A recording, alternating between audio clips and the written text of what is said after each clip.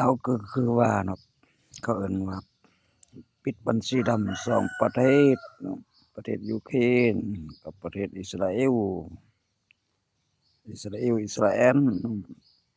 เพราะว่านั่นน่ะมันเขาบ่ใกล้เกลี่ยกันเรื่องทฤษฎีการเมืองจั่งนั้นจั่งนี้เด้การปกครองประเทศแล้วอาศัยว่าอาวุธทำลายนะ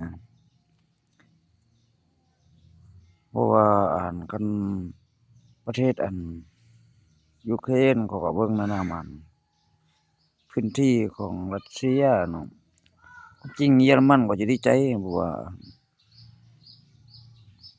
รัสเซียมีแต่ฮกกะนั้นยกเข้าทางเยอรมันหมดเลยนะดินแดนเก่าเขาอันนั้นก็ก่อนก็จะได้ประเทศบางเทื่อก็ทำอิฐเขาตะแย่ไปๆมาๆบาดสุดท้ายมาก็เวลามีสงครามเขาเอิ้นว่าช่วงเยอรมันแพ้สงครามอะนะบ่ชนะสงครามแม่งถูกแบ่งตอนนั้นหั้นซื่อๆเด้บางเทื่อจะจ้อนะสงครามโลกครั้งที่2นี่สิเด้อันนั้นอิสราเอลแม่งก็คือแนะนำว่าชาวยิวเนาะมันอยู่ดินแดนคือฝรั่งคืออังกฤษซื่อๆชนเผ่าน้อยคนอพยพมาพึ่งพาอาศัยบางเทื่ออยู่แถวดินแดนปาเลสไตน์แม่งแถวซีเรียนะแต่ว่าเฮ็ดไปเฮ็ดมาแผนเขาแผนซ้อนแผนแผนซ้อนแผนเขาตัวยั่วบรรดาประเทศอ้อมข้างมีเรื่องมีราวหั้นเขาโลดปุ๊บก็เป็นประเทศ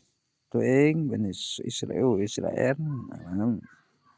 ประวัติการเป็นมาอันนั้น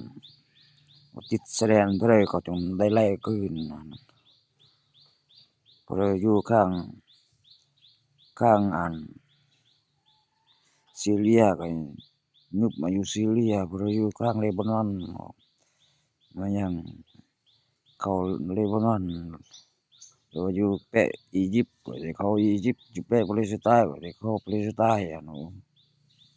บ่มีประเทศลบบัญชีแล้วมาตั้งจะได้ประเทศใหม่ๆก็คือประเทศอีสานเนาะ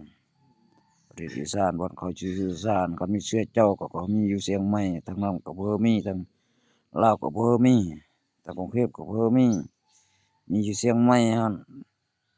เชื้อเจ้าแนะนำเขามีการค้าการขายแนะนำการสื่อสารเรื่องค้าการปกครองของเขาอันนั้นกรุงเทพบ่มีเจ้า